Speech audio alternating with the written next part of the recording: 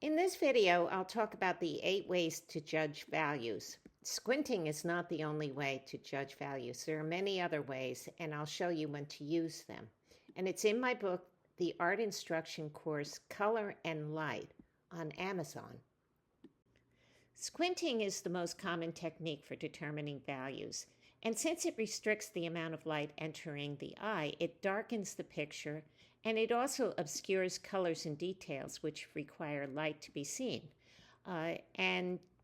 Here is a picture that I did, and this is a blurred version of it, and I made it darker to correlate with squinting. And it's hard to know where the light area is in the first picture, but in the blurred vision, you can see where the light areas are.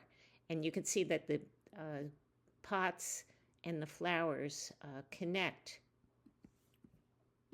A related technique is blurring your vision. You could do that by focusing on a finger in front of your face so your eyes are crossed, or use your peripheral vision, which I think is the best method, or take off your glasses if you're nearsighted. Now, this is the squinting, what you see with squinting, and this is what you see with blurring your vision because it doesn't darken the picture, so you see more colors and details than you would with squinting. The third method is the quick glance method, which is used for scenes with dramatic light-dark contrasts like dappled light. If you were to look at the shade, your eyes would begin to dilate, so the shade would start to lighten, and you can't really tell the relationship between the light and the dark. So instead, turn away from the scene, clear your mind, and then look at the scene for a second and try to remember, where are the main shapes? Where are the light and dark portions? And then turn away and paint the picture that's in your mind. The Claude glass, or black mirror, is when you take a piece of glass and paint one side of it black and then use the other side to reflect the scenery.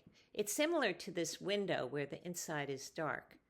The process darkens the picture, it obscures colors and details, but it lets you see the relative values. Historically, it was used primarily for landscape painting to compress the overwhelming brilliance of nature into a small, manageable image. A similar effect can be achieved by looking at the reflection of your turned-off phone screen or through tinted sunglasses. And if you use red-tinted sunglasses to view a green summer scene, it will gray the greens, making their values much easier to judge because red and green are complements, so the red neutralizes the green saturation. Alternatively, you could use orange sunglasses so you begin to see colors, particularly the browns. A fifth way to judge values is digital alteration. You can take a picture like my London picture and turn it into a grayscale, so it strips away the color so you can see the underlying values. Alternatively, you can blur it using a blur filter, but squinting is better because it trains the brain to interpret a scene, particularly when a camera or computer isn't available. And the posterization is even more effective because it artificially breaks the image into a small number of values. You can see in this image that this is the main area of black, this is a secondary area, and then you see the focus in the middle.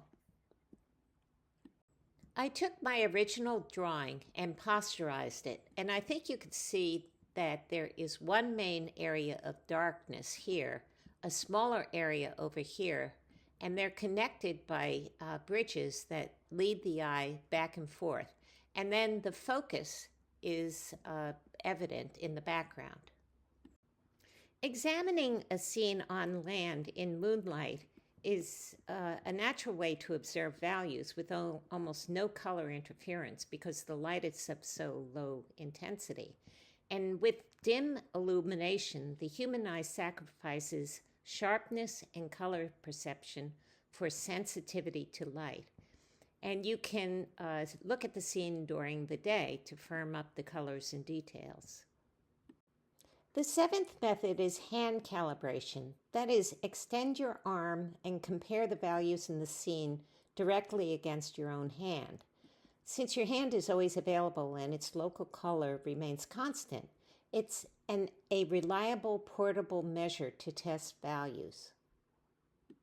And the last method is a transparent palette.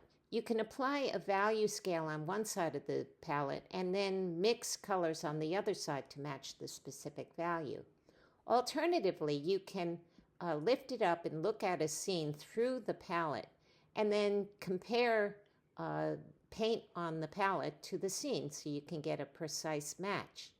This technique is really valuable when subtle shifts are critical, such as complex still lifes and portraits. So here's a summary of the 8 ways to judge values. Squinting is the most common, but the squinting restricts the amount of light getting into the eye, so the image is a little darker than the real thing. You can blur your vision and then it will not be darker. And one way to do that is to use your peripheral vision. In the quick glance method, good for dappled light, where there's dramatic light-dark contrasts, you look quickly at the scene, then turn away and paint what's in your mind. There's the Claude glass or black mirror, where you paint one side black and use the other reflective side to look at your scene. Or you can look at your scene through sunglasses. And if you have red sunglasses, it's good for landscapes because it will neutralize the green in the landscapes, because red and green are complementary colors. Digital alteration, I like posterization because it divides the image into distinct values so you can see the underlying structure. Moonlight is a low lighting situation where colors and details are obscured. You can stretch your hand out to calibrate values in the scene compared to values on your hand. Or you can put paint on a transparent palette so you can directly compare it to colors and values in the scene. Check out my book about color and light on Amazon, and please remember to subscribe.